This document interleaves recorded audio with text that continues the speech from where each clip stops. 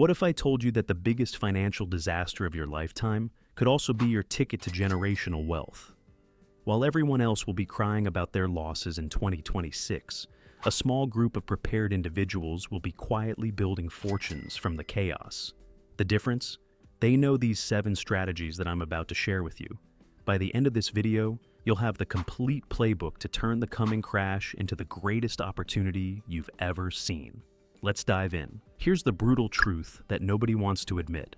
The 2026 market crash isn't a matter of if, it's a matter of when. And while the masses will panic, lose everything, and blame the system, you're about to discover exactly how the wealthy elite position themselves to profit from financial disasters. Because here's what they don't teach you in school. Every single market crash in history has created more millionaires than the bull markets that preceded them. The 1929 crash, it made fortunes for those who were ready. The 2008 financial crisis, same story. And the coming 2026 collapse will be no different. But here's the catch. Opportunity doesn't knock twice. When the crash hits, you'll have maybe 6 to 12 months to position yourself correctly. After that, the window closes, and you'll spend the next decade watching others live the life you could have had. So, pay attention, because what I'm about to share with you are the 7 proven strategies that separate the wealthy from the broke during every financial crisis. Number 7, think like Warren Buffett. Be greedy when others are fearful. Let's start with the mindset that creates billionaires. Warren Buffett didn't become the world's greatest investor by following the crowd. He became legendary by doing the exact opposite of what everyone else was doing. His famous quote, "Be fearful when others are greedy and greedy when others are fearful," isn't just clever wordplay. It's a mathematical formula for wealth creation. Here's what most people don't understand about market crashes. They're not random disasters. They're predictable psychological events that happen when fear overwhelms logic. And fear, my friend, is the greatest wealth transfer mechanism ever created. Think about it. During the 2008 financial crisis, while everyone was selling their stocks in panic, Buffett was writing billion-dollar checks. He invested $5 billion in Goldman Sachs when everyone thought the bank was finished. That single decision made him over $3 billion in profit. But you don't need billions to apply this strategy. You just need to train your brain to see opportunity where others see disaster. The key is understanding that crashes are temporary, but quality assets are forever. When Apple stock crashed to $12 in 2009, it wasn't because Apple became a bad company overnight. It was because fear made people irrational. Those who bought Apple at $12 and held it watched their investment grow over 1,500%. So how do you develop this contrarian mindset? First, you need to separate emotion from logic. When the crash hits and your portfolio is bleeding red, your brain will scream at you to sell. That's normal, that's human. But that's also exactly when you need to do the opposite. Second, you need to understand that market crashes are like forest fires. They look destructive, but they clear out the weak companies and leave fertile ground for the strong ones to grow even stronger. Third, you need to prepare yourself psychologically right now, while markets are still calm. Because when the storm hits, there won't be time to think. You'll either react from fear or act from preparation. The wealthy don't feel less fear than everyone else. They just don't let fear make their financial decisions. They follow systems, not emotions. And that's exactly what separates them from the 95% who lose money during crashes. Number 6, buy entire businesses at fire sale prices. While everyone else is focused on stocks and real estate, the truly wealthy are looking at something much bigger. Entire businesses going for pennies on the dollar. Here's what happens during every recession. Small business owners who were over-leveraged or didn't manage their cash flow properly get into serious trouble.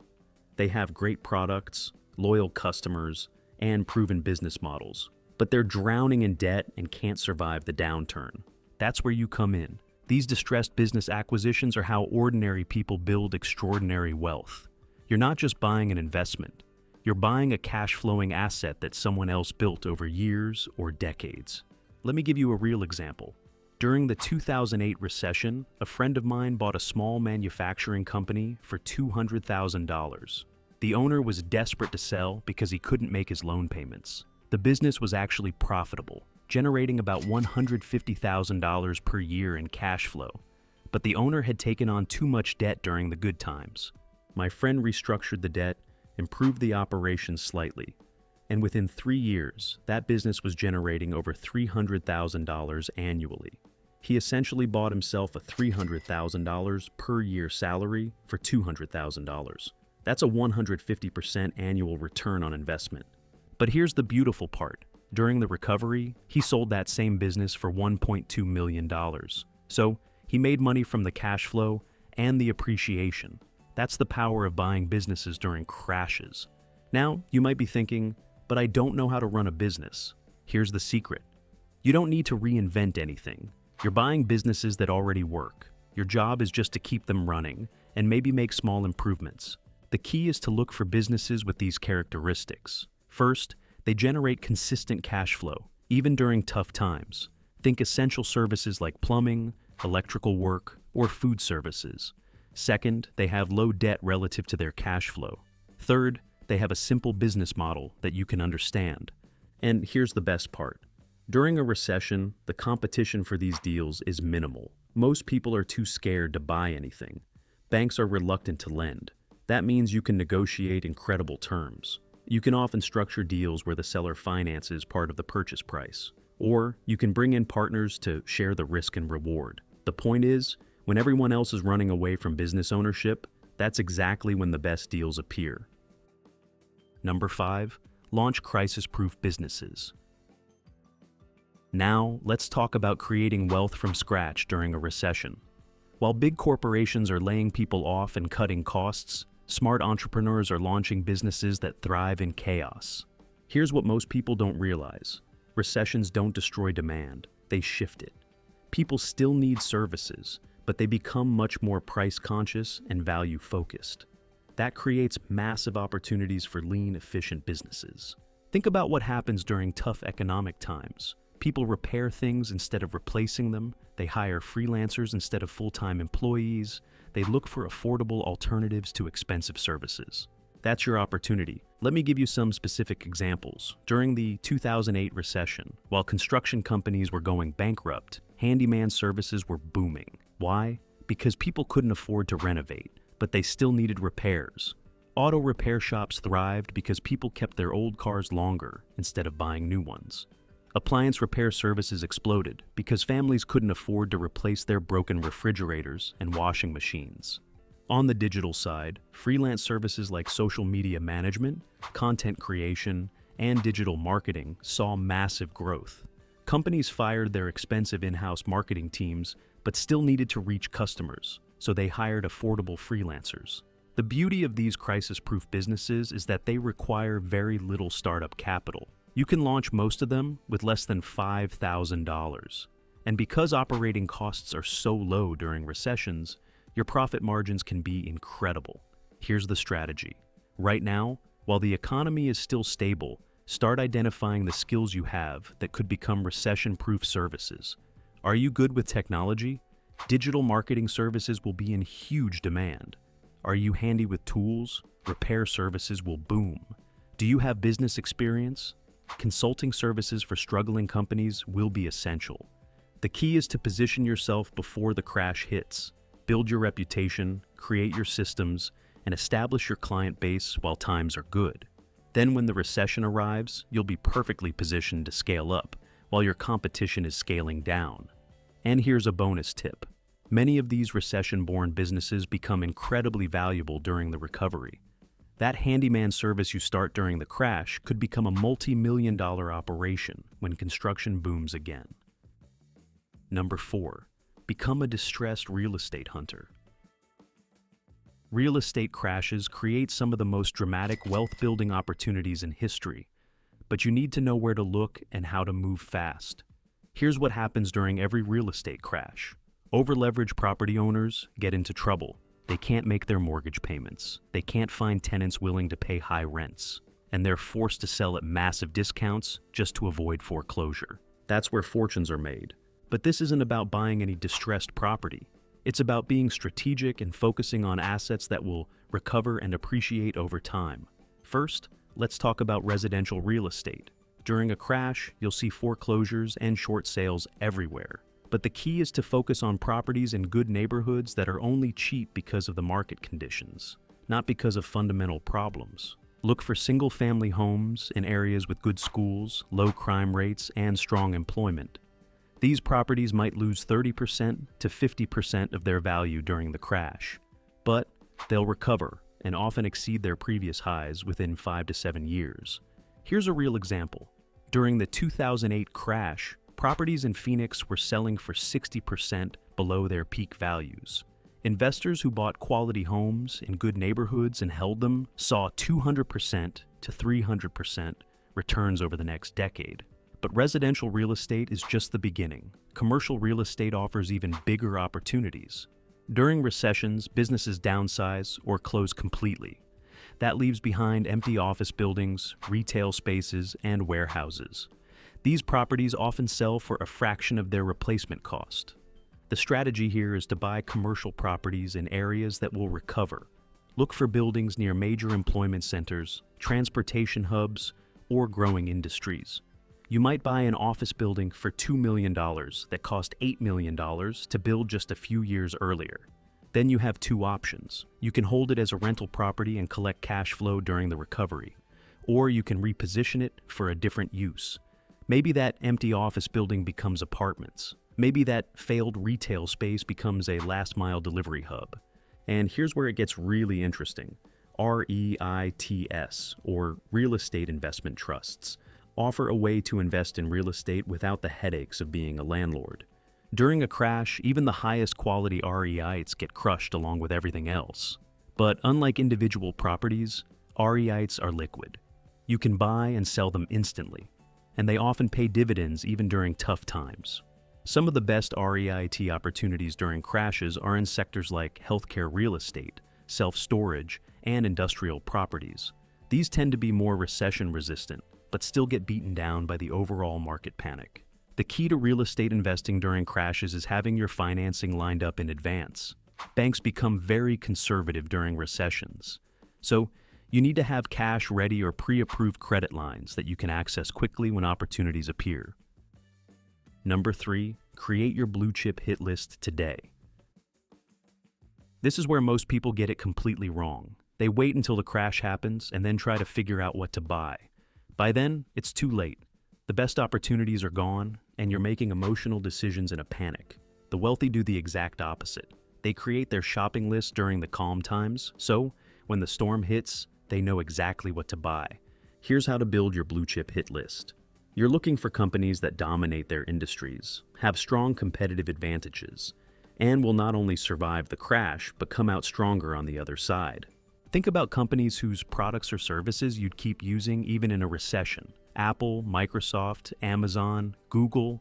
These aren't just stocks. They're pieces of businesses that generate billions in cash flow and have economic moats that protect them from competition. But you need to be selective. Not every big company is a good crash investment. You want companies with these specific characteristics. First, a strong balance sheet with manageable debt. Companies that are drowning in debt become fragile during recessions. Look for businesses with debt-to-equity ratios below 50% and plenty of cash on hand. Second, consistent and growing free cash flow. Cash flow is the lifeblood of any business. Companies that generate strong cash flow can weather any storm and even use downturns to gain market share from weaker competitors. Third, a management team with a proven track record of navigating tough times. Look at how the company performed during previous recessions. Did they cut costs intelligently? Did they invest in growth opportunities when competitors were retreating? Fourth, a reasonable valuation even before the crash. Some companies are so expensive that even a 50% crash doesn't make them attractive. You want companies that will become genuine bargains when panic selling hits. Here's a specific example of how this works. Let's say you identify Microsoft as a target. Right now, it might be trading at $400 per share. During a crash, it could fall to $250 or even $200. But Microsoft's business model is incredibly resilient. Companies need their software regardless of economic conditions. So, you put Microsoft on your list with a target price of $250. When the crash hits and the stock reaches your target, You start buying. Not all at once, but systematically over several months. The key is to have specific price targets for each company on your list. Don't just say, "I'll buy Apple when it crashes." Say, "I'll buy Apple if it falls below $120 per share." This removes emotion from the equation and ensures you're getting genuine value. And here's the advanced strategy. Don't just focus on individual stocks. Look at entire sectors that will be unfairly punished during the crash. Technology stocks always get hammered during recessions, even though many tech companies are more profitable and resilient than ever. Financial stocks get destroyed during banking crises, even though the strongest banks often emerge with greater market share. Create sector-specific ETFs on your list too. The QQQ for technology, XLF for financials, XLE for energy. These give you diversified exposure to entire industries at crash prices. Number 2, master dollar cost, averaging during the storm. Here's the strategy that turns market volatility into your greatest wealth-building ally. While everyone else is trying to time the perfect bottom, you'll be systematically buying more shares as prices fall. Dollar cost averaging, or DCA, is deceptively simple. You invest a fixed amount of money at regular intervals, regardless of what the market is doing. But during a crash, this simple strategy becomes incredibly powerful. Here's why it works so well. When you invest the same amount every month, you automatically buy more shares when prices are low and fewer shares when prices are high. The math works in your favor without you having to make any timing decisions. Let me show you with a real example. Let's say you have $60,000 to invest in a great company over 12 months during a crash. Instead of investing it all at once, you invest $5,000 every month. Month 1, stock price $100, you buy 50 shares. Month 2, stock price $90, you buy 55.6 shares. Month 3, stock price $75, you buy 66.7 shares. Month 4, stock price $60, you buy 83.3 shares. Month 5, stock price $50, you buy 100 shares. Month 6, stock price $45, you buy 111.1 shares. Notice what's happening? As the price falls, you're buying more and more shares with the same $5,000. By the time the stock hits bottom, you're accumulating shares at incredible prices. Then, as the recovery begins, month 7, stock price $55, you buy 90.9 shares. Month 8, stock price $65, you buy 76.9 shares. Month 9, stock price $75, you buy 66.7 shares. Month 10, stock price $85, you buy 58.8 shares. Month 11, stock price $95, you buy 52.6 shares. Month 12, stock price $105, you buy 47.6 shares. After 12 months, you own 860.2 shares at an average cost of $69.77 per share. Even though the stock ended higher than where it started, your average cost is 30% below the starting price because you bought more shares during the decline. But here's the psychological benefit that's even more important. DCA removes the pressure to make perfect timing decisions. You don't need to catch the exact bottom. You don't need to predict when the recovery will start. You just need to stick to your system. This is crucial because during a crash, your emotions will be screaming at you to stop buying. Every month, as you watch your investment account lose value, your brain will tell you to wait for lower prices. But that's exactly when the strategy works best. The key is to set up your DCA system before the crash hits. Decide how much total capital you want to deploy. Divide it by 12 or 24 months. Set up automatic investments so you don't have to make emotional decisions each month. And here's the advanced version. Instead of investing the same dollar amount each month, you can increase your investments as prices fall further. Maybe you start with $5,000 per month, but if the stock falls more than 20% from your first purchase, you increase to $7,500 per month. This accelerated DCA strategy lets you take advantage of extreme panic selling while still maintaining discipline and avoiding the temptation to go all in at the wrong time. Number 1, build your war chest now. This is the foundation that makes everything else possible. Without cash, you can't take advantage of any opportunities. You'll be forced to watch the greatest wealth transfer of your lifetime from the sidelines.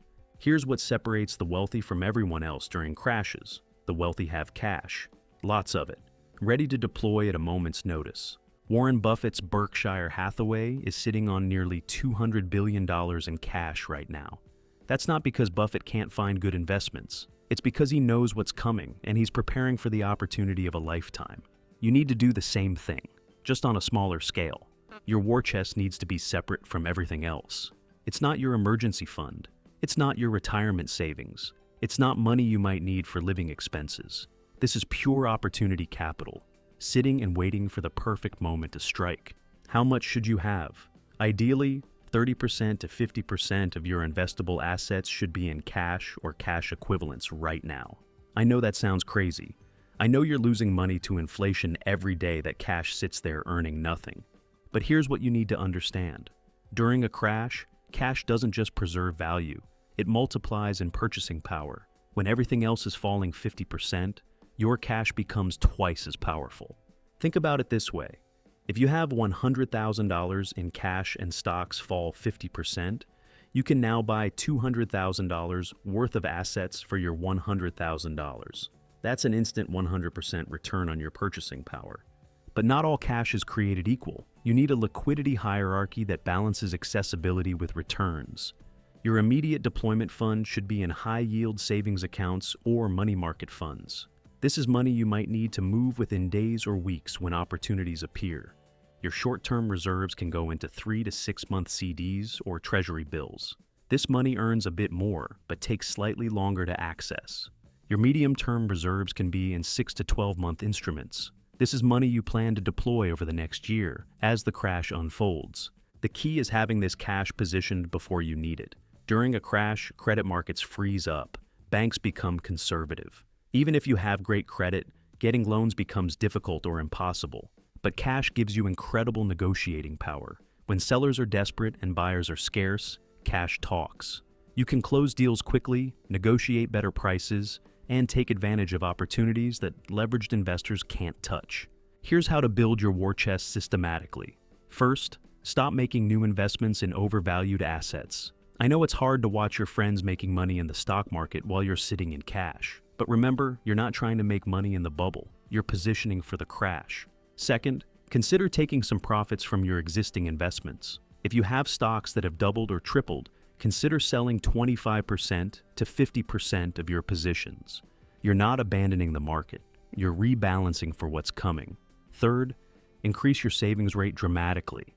Cut unnecessary expenses. Delay major purchases. Every dollar you can add to your war chest is a dollar that will multiply in purchasing power during the crash. Fourth, optimize your cash management. Don't just let it sit in a checking account, earning nothing. Shop around for the best high-yield savings rates. Consider treasury bills or short-term CDS that mature before you expect to need the money. And here's the psychological preparation that's just as important as the financial preparation. You need to train yourself to deploy this cash when everyone else is panicking. It's going to feel wrong, it's going to feel scary, but that's exactly when you need to act. The wealthy understand that cash is only powerful if you're willing to spend it at the right time. Having $500,000 in cash doesn't make you wealthy if you're too scared to invest it when opportunities appear. Conclusion. So there you have it. The 7 strategies that will separate you from the masses during the 2026 market crash. But here's the thing. Knowledge without action is worthless. You can watch 100 videos about getting rich from crashes, but if you don't actually prepare, you'll end up like everyone else. The crash is coming, the signs are everywhere. Extreme market valuations, dangerous debt levels, and an economy stretched to its breaking point. But instead of fearing what's ahead, you should be excited. Because you now have the roadmap to turn the biggest financial disaster of your lifetime into your greatest opportunity.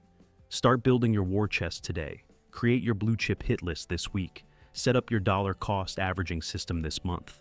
The window for preparation is closing, and once the crash begins, it will be too late. Remember, every crash in history has created more millionaires than the bull markets that preceded them. The only question is, will you be one of them? If this video opened your eyes to the opportunities ahead, smash that like button and subscribe for more wealth building strategies. And drop a comment below telling me which of these 7 strategies you're going to implement first. The 2026 crash will be remembered as the moment when wealth transferred from the unprepared to the prepared. Make sure you're on the right side of history